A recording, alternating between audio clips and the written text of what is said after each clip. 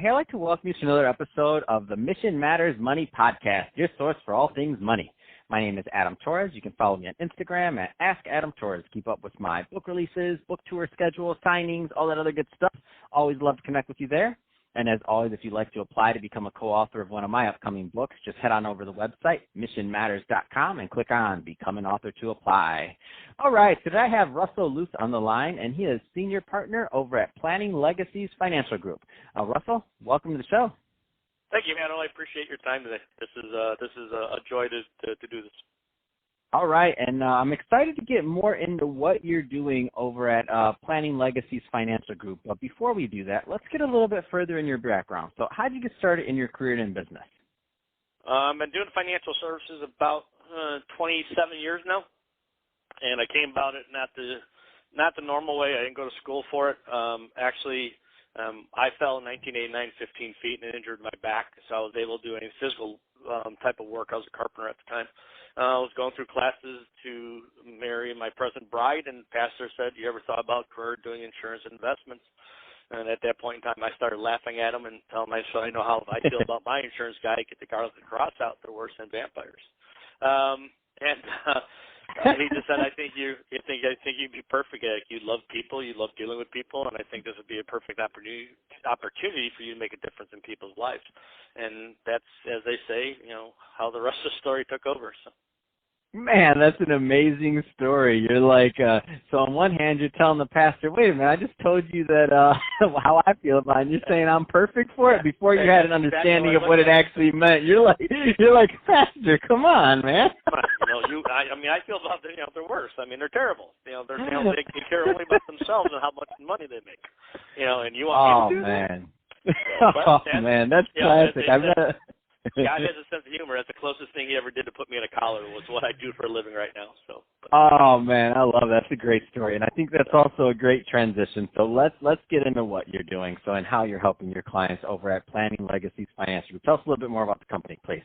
I was corporate America basically all the way up to about 2007. I was an advisor all the way up to being a unit manager, to being an assistant managing director, then being a director of sales. And in 2007, I just decided corporate America wasn't where I wanted to be anymore because I did not want to do what the companies wanted me to do as far as what my clients' needs were. I wanted to be more holistic and kind of always put the client first, even before, the regulations came out. We're a fiduciary shop. I'm a 65. So that means that by law, I have to do everything that's in the best interest of the client.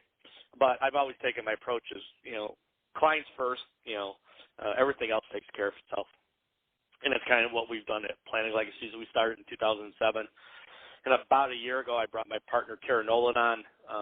She's a young lady, has about 7 years experience in the industry. Met her through one of the insurance carriers I do a lot of business with. And it's worked out really well over last year. We right now we're having the strongest start we've ever had in the company. We've had a pretty good year in general, just helping people, and that's kind of the way we look at things at Planning Legacies Financial Group. Is we want to make a difference in people's lives. Our tagline says, "Your legacy, your choice." We want your legacy to be what you want it to be, and we help you get it there. Man, that's exciting. Let's talk a little bit more, because a lot of business owners, a lot of entrepreneurs, a lot of executives listening, a lot of people listen to this, and we have quite a big audience in Illinois and Chicago and the surrounding areas. So that being said, what are the right type of clients that you typically gravitate toward? Are there any type of niches or specialties, or if any, just to give the audience base a little bit more of a feel for if they're the right fit? Well, I have two sons who are autistic. I have a 22-year-old son and a 19-year-old son who are autistic, nonverbal, non-potty trained. So what I give back to that community is I help families with the special needs. That's not the only thing we do. It's pretty much, at this stage of my career, and especially with my new partner, we work with clients that we enjoy. What I mean by that is people always ask me, "Can you help me?" I don't know. I don't know if you're sick. I don't know if you're financially, not feeling well. Until I can get in there and ask you some medical questions, or in this case, some financial questions, I don't know if you have anything wrong with you. You may be in perfect shape financially, or you may not. But it's kind of like when you walk into your doctor. Does he just write a script to you right away? No, he's going to ask you some questions. Does this hurt? If it does hurt, how much is your pain level? And so on and so forth. as holistic, or what we think we should be as financial advisors, is asking people similar questions. I mean, how do you feel about your retirement? Are you 100% sure? If we can get you out of debt, does that make sense for us to do? What's your long-term objective? Is retirement something you want to do? Do you see yourself working until you leave this earth? I mean, you have to ask them questions, because I've had a good friend of mine, Van Miller, and Tom Hegner, two people I listen to and talk to quite extensively. You have to ask more questions than you tell. If you're asking more questions, you're going to find out more information on what their wants and their needs and what they want to accomplish. It doesn't make a difference what we want to accomplish as an advisor. It's not our money. It's theirs. So if we don't ask those questions and we don't listen to them, you're never going to find out what their ultimate objective is and get them there. You're just going to be running around in circles. Man, that's awesome. What do you find, and I know this is going to vary, by the way, from client to client, from financial situation, I get that. But I do also know, as long as you've been in the business, that certain themes arise. What do you find are some of the common loopholes that people have in their financial plans based on your experience? People spend more time planning their vacations than they do planning their retirement or planning their financial future. Oh, mic drop, Russell. I mean, I can tell you that for a fact. You ask somebody, and I always laugh when I sit down with a client and they say, well, I really want to think about it. You're right. You're going to come home from work tomorrow. If you're a beer drinker, you're going to grab a bottle of Light or Coors Light out of the refrigerator. If you're a wine drinker, you're going to go get a glass of Merlot. You're going to take your shoes off, you're going to put your feet up, and you're going to turn around and say, let me take out my financial plan and think about it. It's not going to happen. People don't do it. It's not going to happen. It's not going to happen. So I always laugh when people say, that's a great plan. Let me think about it. They don't. The idea is you have to, like I said before, you have to find out what's important to them, and you have to drill down on it. So if we need to take care of one thing that you're concerned about, and I have a question I always laugh, I ask people all the time, if when you lay down at nighttime and you can't go to sleep, when you cannot hit that pillow and cannot go out, what do you worry about? And you let them think.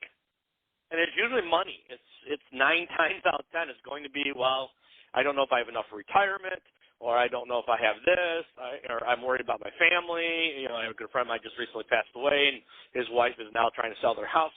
You're going to find out what keeps them up at night. And then once you find out what keeps them up at night, then you know what's important to them, how you fix it.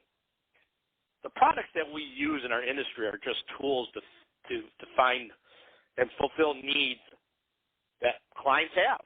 Everybody has a need. It may be a want. It may be a need, but everybody has something they need help in.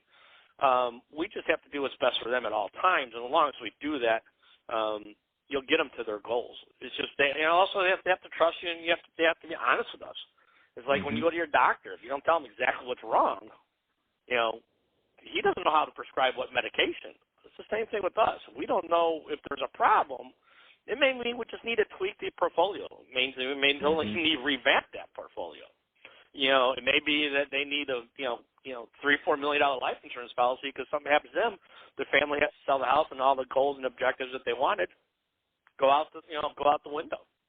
No, that's great, Russell. So that being said, I mean, I was in the business almost 14 years. Been full time in media now going on 4 years, and I think you hit the nail on the head with that one. Just people don't do it. Like, I'm gonna think about it means nothing. And the good thing is that or they you've go been in on the business. someday I'll. Well, you just have your clients and the people that you're working with have such a benefit of having you in their lives, and the reason is because you're seasoned enough and you are, and you're smart enough and you understand the business enough to where you'll follow up. But the majority of advisors and the majority of financial services professionals out there aren't going to follow up. So what that means is that the we'll think about it just means that these families are left unprotected. So that's what happens at the end. Like, that's the truth, and that's the ugly of it for everyone listening. The we'll think about it, that natural hesitation, they're probably not going to follow up with you on the we'll think about it. If you're fortunate enough to be working with Russell and his group. It's only anyways. It's not something they're really worried about or thinking about. You just hit a nerve on them, and they either don't want to admit to it or are ashamed to admit to it, that you hit something that really disturbs them and they don't want to address it right now. Yeah, and I mean, and that's correct on all that, and my point is just that's just the details, but the end result is what I'm concerned with, and the end result is families are left unprotected, period. That's the end result. So whether they know why they're thinking about it, not thinking about it, so that's just a little tip for everybody out there that's also in the business, like to follow up, make sure you're following up with your families and to make sure that they're taken care of. If your heart's in the right place, that should be what keeps you up at night, is that family's left unprotected. So that being said, Russell, I could talk to you about this all day long. As you can tell, I have strong feelings on this, but we're about out of time. If somebody's listening to this and they want more information on Planning Legacies Financial Group, so two-part question. Number one, what geographies do you work in? Because it's a nationwide podcast. Just want to make sure the right type of people are following up with you. And number two, what's the best way for that audience base to follow up? Well, presently we're licensed, my partner and I, in common states right now: Florida, Illinois, Florida, Illinois, Indiana. At present, that we're both licensed in, and presently, if the client that needs help, I can get licensed in any state. It just depends on A, the client, and B, the type of portfolio they have or type of need that they have. Anybody in special needs, I'll pretty much help no matter what. But as far as portfolio-wise, as far as company-wise, we do Florida, Illinois, Indiana. Awesome. In regards to, again, if somebody needs help, we're always willing to get licensed in other states. I mean, as long as it's warm. Got it. And what's warm states in the Chicago winters? And what's the best way for them to reach out? They can reach out. Our website is Planning Legacies, PLANNINGLEGACIES.com.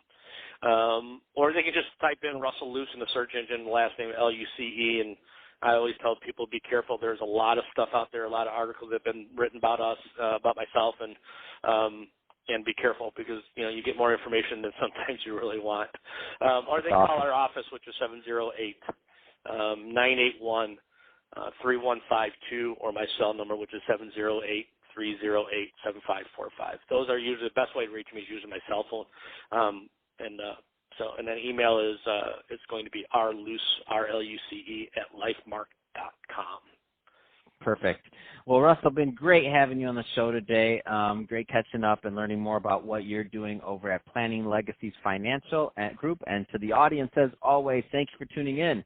Hope you got a lot of value out of this. If you did, don't forget to subscribe to the podcast.